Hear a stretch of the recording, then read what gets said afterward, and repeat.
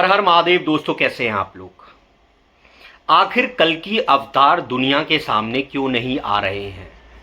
आखिर कल की अवतार साधु पुरुषों की पुकार क्यों नहीं सुन रहे हैं?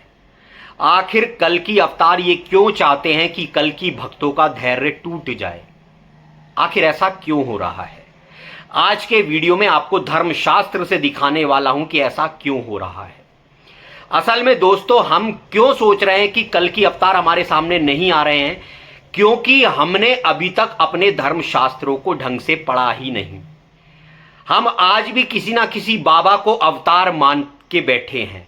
आज भी हम कोई ज्ञान सुनने जाना है तो किसी बाबा के पास सुनने को जा रहे हैं। कल की अवतार ने अपनी सारी इंफॉर्मेशन हमें हमारे धर्मशास्त्रों में दे रखी है कि मैं कब प्रकट होऊंगा, कैसे होऊंगा, क्यों होऊंगा। ये सब हमें धर्मशास्त्रों में दिया हुआ है। आज मैं आपको एक धर्मशास्त्र से दिखाने वाला हूं कि कल की अवतार कब प्रकट होने वाले हैं और वो अभी तक प्रकट क्यों नहीं हो रहे हैं। लेकिन उसके लिए आपको पूरा वीडियो देखना पड़ेगा। सबसे पहले जो हर चीज की जल्दी में रहते हैं वो इस वीडियो को छोड़कर चले जाएं। जिन्हें केवल चमत्कार चाहिए वो इस वीडियो को छोड़कर चले जाएं, क्योंकि ये वीडियो केवल उन सच्चे कल की भक्तों के लिए है जो वाकई में ईश्वर की राह में चलना चाहते हैं। तो स्टार्ट करते हैं दोस्तों, आज मैं आपके साथ एक ग्रंथ शेयर करना चाहता हूं जिसका नाम है पवित्र बाइबल मैं आपके साथ शेयर करना चाहता हूं। इसका एक पेज मैं आपके साथ शेयर करना चाहता हूं जिसमें कल की अवतार की सारी इंफॉर्मेशन दी है। ऐसे लोग जो सनातन को सबसे श्रेष्ठ मानते हैं, बाकी सब धर्मों को नीचा मानते हैं, वो इस वीडियो को छोड़कर चले जाएं। लेकिन ऐसे लोग जो मानवता को धर्म मानते हैं और सभी धर्मों का आदर करते हैं, वो इस वीडियो को पूरा देखें। तो दोस्तों, ये बाइबल का पेज नंबर 40 है, 40 मत्ती प्रकरण है और रेशियो 24:32 है। पेज मैं आपके साथ स्क्रीन पर शेयर कर रहा हूं, इसे आप खुद भी देख सकते हैं। दोस्तों, सबसे पहले टाइटल है जागते रहो। क्यों लिखा है जागते रहो? कि कभी भी किसी भी पल कल की अवतार दुनिया के सामने आ सकता है, इसलिए वो कह रहे हैं जागते रहो। उस दिन या उस घड़ी के विषय में कोई नहीं जानता।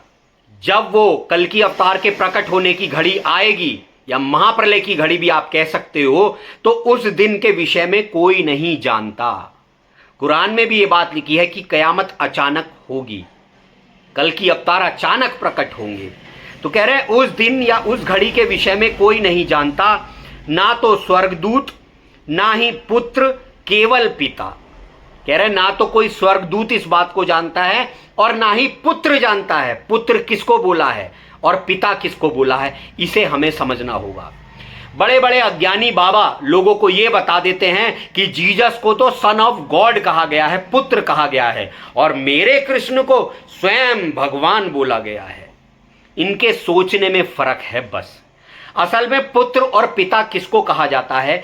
जीसस को पुत्र बोला गया और वो निराकार शक्ति है, उसे पिता बोला गया। ऐसे ही कल की अवतार जिस शरीर के अंदर आएंगे, जिसके अंदर बैठकर वो ज्ञान देंगे, वो शरीर तो पुत्र है और वो निराकार कल की जो है वो पिता है। इसीलिए शरीर को पुत्र बोला गया और निराकार शक्ति को पिता बोला गया, ईश्वर को पिता बोला गया।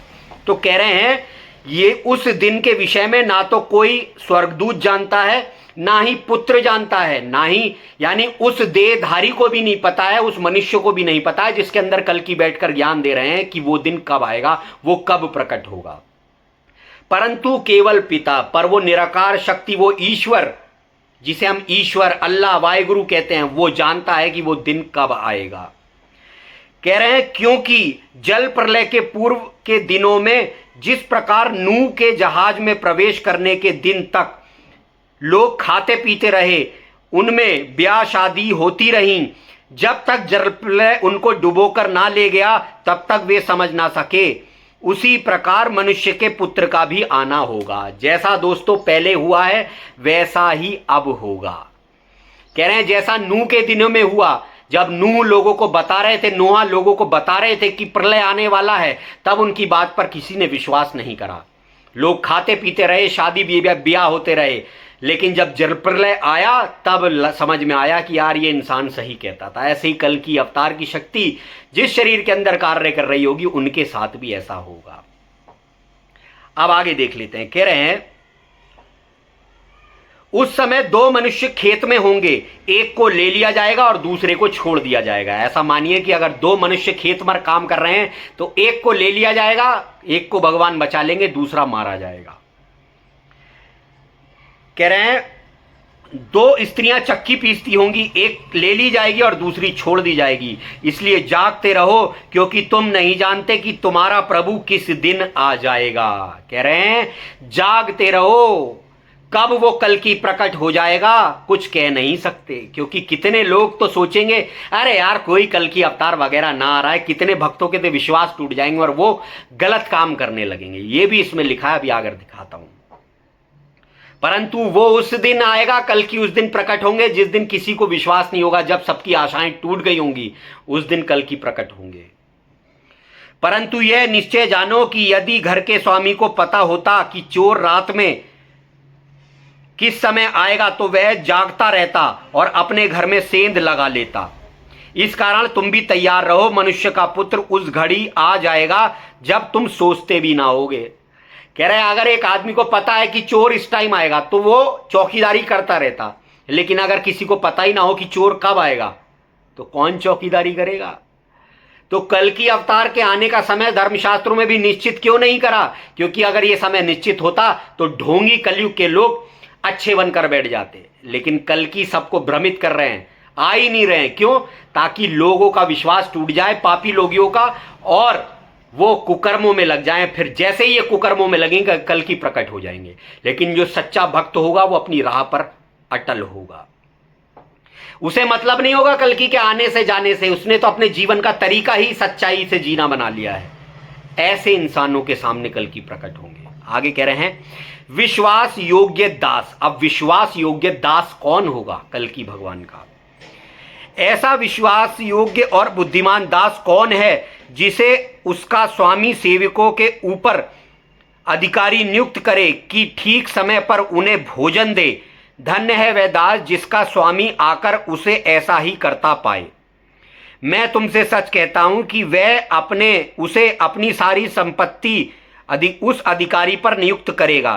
पर यदि वहां दुष्ट दास अपने मन में कहे मेरे स्वामी के आने में तो अभी बहुत देर है, और अपने संगी दासों को पीटने लगे, शराबियों के साथ खाने पीने लगे, तब उस दास का स्वामी उस दिन आ जाएगा और वह उसके आने की आशा ना करता होगा। ऐसी घड़ी आएगा कि जिसे वह जानता भी ना हो, तब वह उसे कठोर दंड देगा और पाखंडियों के साथ उसे डाल देगा। वहां रोना और दांत पीसना होगा। कल की अवतार कब प्रकट होंगे? जब जितने भी ये शेर की खाल में भेड़िए हैं इनका विश्वास टूट जाएगा और ये कहेंगे छोड़ो यार कोई कल की बल्कि नहीं आ रहे। फिर ये शराब पीने लगेंगे, मदिरा पीने लगेंगे, इधर उधर काम करने लगेंगे, लोगों को पीटना चालू करेंगे, अधर्म करना चालू कर देंगे। उस दिन कल की अवतार सबके सामने आ जाएगा और फिर उस समय रोना और दांत पीसना होगा। दोस्तों कल की अवतार को सतयुग लगाना है, उसे माखन माखन चाहिए, वो छाछ नहीं लेके जाएगा। ऐसा समझ लीजिए सुई की नोक में से ऊंट निकाले जाएंगे। ऊंट, क्या सुई की नोक में से ऊंट निकल सकता है? सुई की नोक में से ऊंट निकाले जाएंगे। इसका मतलब ये हुआ बड़े ही माखन लोग, सत्य पर चलने वाले लोग कल्कि के साथ जा पाएंगे। ऐसे लोग जो कल्कि को ना ढूंढ रहे हैं ना कुछ कर रहे हैं, पर उन्होंने अपने जीवन को ऐसा बना लिया है सच्चा कि कल्कि आए या ना आए, महाप्रलय हो या ना हो, हम तो ऐसे ही जीते हैं। ऐसे लोगों के सामने कल्कि प्रकट होंगे। और बता देता हूं, एक और इसका दृष्टांत दिया है, उसको भी देख लेते हैं। 10 कुंवारियों का दृष्टांत इसमें बोला है कि 10 कुंवारियों का दृष्टांत। तब स्वर्ग के राज्य की तुलना उस 10 कुंवारियों से की जाएगी जो अपने दीपक लेकर दूल्हे से मिलने निकली।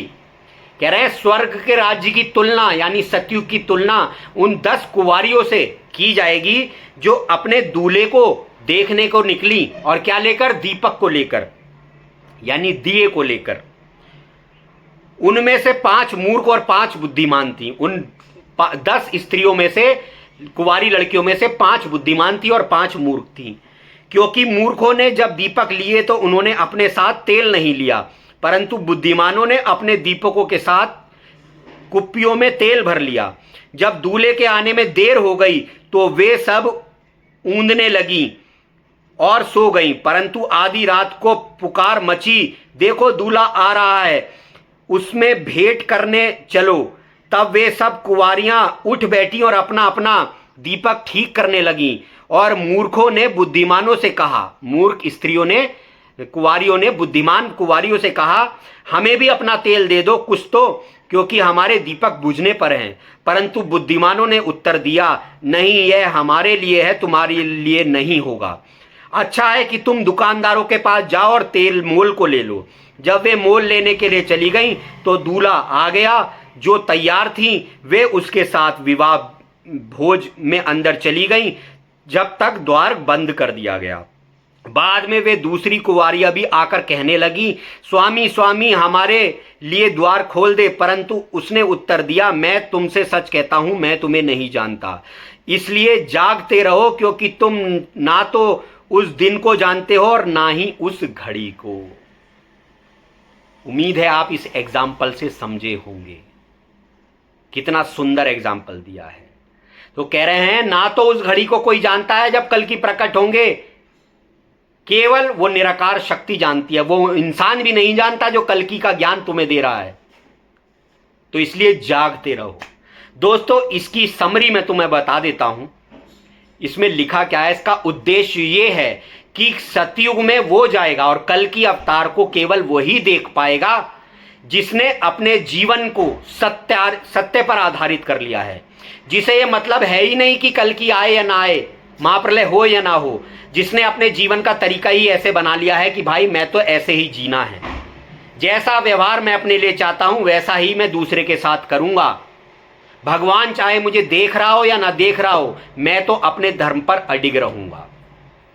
वही लोग ऐसे होंगे जो कल की प्रकट भी हो रहे होंगे, तब वो कल की भगवान जब प्रकट होंगे तो उन्हें वो सत्कर्म करता हुआ देखते रहेंगे, कहेंगे यही बच्चे अच्छे हैं, और वो उन्हें ले जाएंगे। और बाकी ये शेर की खाल में जो भेड़िए हैं, जो मुंह के भक्त हैं कल्कि के, कहते हैं करते नहीं मुंह के बड़े लबार, और तिनके मुंह काले होंगे कल्कि के दरबार। जो मुंह के भक्त हैं और करनी तज कथनी कथे अज्ञानी दिन रात, और कुत्ते जैसे भौंकते सुनी सुनाई बात। आज करनी को छोड़कर केवल लोग कथनी करने में लग गए हैं, भगवान का ज्ञान बांट रहे हैं और खुद तो उन बातों पर चलते नहीं और लोगों को उन बातों का ज्ञान दे रहे हैं। ऐसे एक भी इंसान कल्कि उन्हें नहीं लेकर जाएंगे। कल्कि के साथ वही जाएंगे जो कहते भी हैं और करते भी हैं। उस भगवान को तो मानते हैं पर भगवान की भी मानते हैं। आज इस दुनिया में जो हाहाकार हो रहा है वो उनके कारण हो रहा है जो भगवान को मानते हैं, लेकिन सतयुग उनके कारण लगेगा जो भगवान की मानते हैं। तो अगर वीडियो अच्छा लगा हो, कुछ सीखने को मिला हो और लगा हो कि आपको ये जानकारी हम पूरे हृदय से दे रहे हैं, सच आपके सामने प्रकट कर रहे हैं, तो हमारे चैनल को सपोर्ट जरूर करें अगर कोई कर सकता है तो। जो फाइनेंशियली सपोर्ट नहीं कर सकता वो लाइक करे, वीडियो को शेयर करे, सब्सक्राइब करे चैनल को, और इस वीडियो को दूर से दूर तक पहुंचाओ ताकि इस दुनिया में जितने सच्चे कल की भक्त हैं उन तक ये मैसेज जाए। अब कुछ लोग सोचेंगे कि भाई तू तो पैसा मांग रहा है, तो भाई मैं उनमें से नहीं हूं जो मैं कह देता हूं मुझे माया की जरूरत नहीं है और दूसरों को माया का ज्ञान देता हूं। मैं तो कहता हूं मैं एक तुच्छ सा इंसान हूं, मुझे इस सच का ज्ञान देने के लिए माया की जरूरत है, क्योंकि कलयुग की यही चाल है कि वो सच्चे लोगों को पैसा देने ही नहीं देता, कि अगर तू सच्चा है तो पैसा क्यों ले रहा है, और जो ढोंगी हैं उन्हें तुम जी भर के दान चढ़ा दोगे जाकर। भाई सच्चाई को पेश करने के लिए विरोधाभास हमें झेलना पड़ता है, पग पग पर कांटे मिलते हैं मुझे, लेकिन 5 साल से मेहनत कर रहा हूं और आज भी उतने सब्सक्राइबर नहीं कर पा रहा हूं, क्योंकि सच बांट रहा हूं, धर्मशास्त्रों को तुम्हारे साथ बांट रहा हूं। वीडियो अच्छा लगा हो चैनल को सपोर्ट करें। हर हर महादेव।